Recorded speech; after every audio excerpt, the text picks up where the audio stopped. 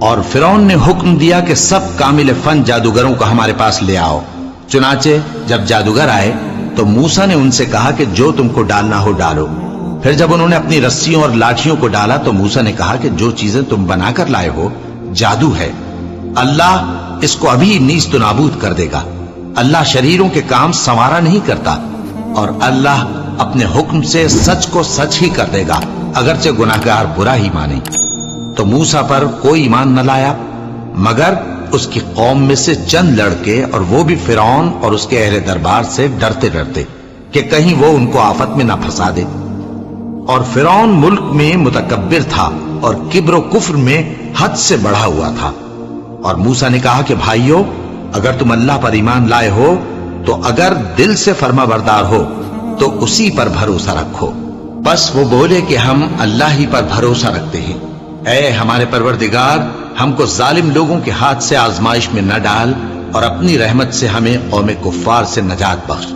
اور ہم نے موسیٰ اور اس کے بھائی کی طرف وحی بھیجی کہ اپنے لوگوں کے لیے مصر میں گھر بناؤ، اور اپنے گھروں کو قبلہ یعنی مسجدیں ٹھہراؤ، اور نماز قائم کرتے رہو، اور مومنوں کو خوشخبری سنا دو۔ اور موسیٰ نے کہا کہ اے ہمارے پروردگار، تو نے فرعون اور اس کے سرداروں کو دنیا کی زندگی میں بارونق ساز و سامان اور مال و زر دے رکھا ہے۔ اے پروردگار، کیا اسی لیے کہ وہ تیرے رستے سے گمراہ کر دیں؟ اے پروردگار، ان کے مال کو برباد کر دے اور ان کے دلوں کو سخت کر دے کہ ایمان نہ لائیں جب تک عذاب علیم نہ دیکھ لیں۔ اللہ نے فرمایا کہ تمہاری دعا قبول کر لی گئی، تو تم ثابت قدم رہنا اور بے عقلوں کے رستے پر نہ چلنا۔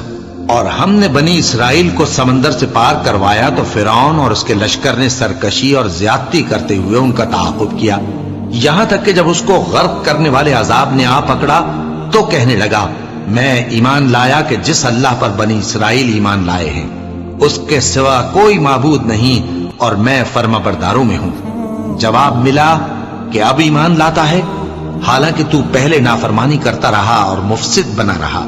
تو آج ہم تیرے بدن کو بچا لیں گے تاکہ تو پچھلوں کے لیے عبرت ہو، اور بہت سے لوگ ہماری نشانیوں سے بے خبر ہیں۔ اور ہم نے بنی اسرائیل کو رہنے کو عمدہ جگہ دی اور کھانے کو پاکیزہ چیزیں عطا کی، پھر بھی وہ باوجود علم ہونے کے اختلاف کرتے رہے۔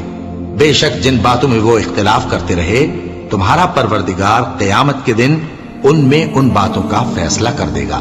اب اگر تم کو اس کتاب کے بارے میں جو ہم نے تم پر نازل کی ہے کچھ شک ہو تو جو لوگ تم سے پہلے کی اتری ہوئی کتابیں پڑھتے ہیں ان سے پوچھ لو۔ تمہارے پروردگار کی طرف سے تمہارے پاس حق آ چکا ہے، تو تم ہرگز شک کرنے والوں میں نہ ہونا، اور نہ ان لوگوں میں ہونا جو اللہ کی آیتوں کی تکذیب کرتے ہیں، نہیں تو نقصان اٹھاؤ گے۔ جن لوگوں کے بارے میں اللہ کا حکم عذاب قرار پا چکا ہے وہ ایمان نہیں لانے کے جب تک کہ عذاب علیم نہ دیکھ لیں، خواہ ان کے پاس ہر طرح کی نشانی آ جائے۔ سو کوئی بستی ایسی کیوں نہ ہوئی کہ ایمان لاتی تو اس کا ایمان اسے نفع دیتا۔ ہاں، یونس کی قوم کہ جب ایمان لائی تو ہم نے دنیا کی زندگی میں ان سے ذلت کا عذاب دور کر دیا، اور ایک مدت تک فوائد دنیاوی سے ان کو بہرہ مند رکھا۔ اور اگر تمہارا پروردگار چاہتا تو جتنے لوگ زمین میں ہیں سب کے سب ایمان لے آتے۔ تو کیا تم لوگوں پر زبردستی کرنا چاہتے ہو کہ وہ مومن ہو جائیں؟ حالانکہ کسی شخص کو قدرت نہیں ہے کہ اللہ کے حکم کے بغیر ایمان لائے، اور جو لوگ بے عقل ہیں ان پر وہ کفر و ذلت کی نجاست ڈالتا ہے۔ ان کفار سے کہو کہ دیکھو تو آسمانوں اور زمین میں کیا کیا کچھ ہے، اور جو لوگ ایمان نہیں رکھتے نشانیاں اور ڈرانے والے ان کے کچھ کام نہیں آتے۔ سو جیسے برے دن ان سے پہلے لوگوں پر گزر چکے ہیں، اسی طرح کے دنوں کے یہ منتظر ہیں۔ کہہ دو کہ تم بھی انتظار کرو، میں بھی تمہارے ساتھ انتظار کرتا ہوں۔ پھر ہم اپنے پیغمبروں کو اور مومنوں کو نجات دیتے رہے ہیں، اسی طرح ہمارا ذمہ ہے کہ مسلمانوں کو بھی نجات دیں۔ اے پیغمبر، کہہ دو کہ لوگو، اگر تم کو میرے دین میں کسی طرح کا شک ہو تو سن رکھو کہ جن لوگوں کی تم اللہ کے سوا عبادت کرتے ہو میں ان کی عبادت نہیں کرتا، لیکن میں اس اللہ کی عبادت کرتا ہوں جو تمہاری روحیں قبض کر لیتا ہے، اور مجھ کو یہی حکم ہوا ہے کہ ایمان لانے والوں میں ہو جاؤں، اور یہ کہ اے نبی سب سے یکسو ہو کر دین اسلام کی پیروی کیے جاؤ اور مشرکوں میں ہرگز نہ ہونا، اور اللہ کو چھوڑ کر ایسی چیز کو نہ پکارنا جو نہ تمہارا کچھ بھلا کر سکے اور نہ کچھ بگاڑ سکے. اب اگر ایسا کرو گے تو ظالموں میں ہو جاؤ گے. اور اگر اللہ تم کو کوئی تکلیف پہنچائے تو اس کے سوا اس کا کوئی دور کرنے والا نہیں. اور اگر تم سے بھلائی کرنی چاہے تو اس کے فضل کو کوئی روکنے والا نہیں. وہ اپنے بندوں میں سے جسے چاہتا ہے فائدہ پہنچاتا ہے اور وہ بخشنے والا ہے، مہربان ہے.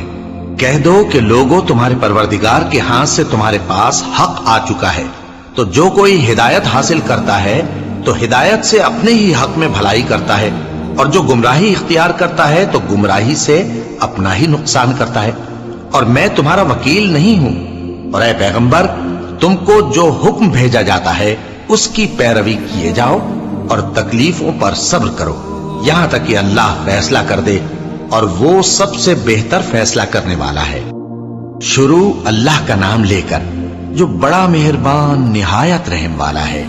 الف لام را، یہ وہ کتاب ہے جس کی آیتیں جچی تلی ہیں. پھر یہ کہ اللہ حکیم و خبیر نازل کرنے والے کی طرف سے بتفصیل بیان کی گئی ہیں. اس کا پیغام یہ ہے کہ اللہ کے سوا کسی کی عبادت نہ کرو، اور میں اس کی طرف سے تم کو ڈر سنانے والا اور خوشخبری دینے والا ہوں.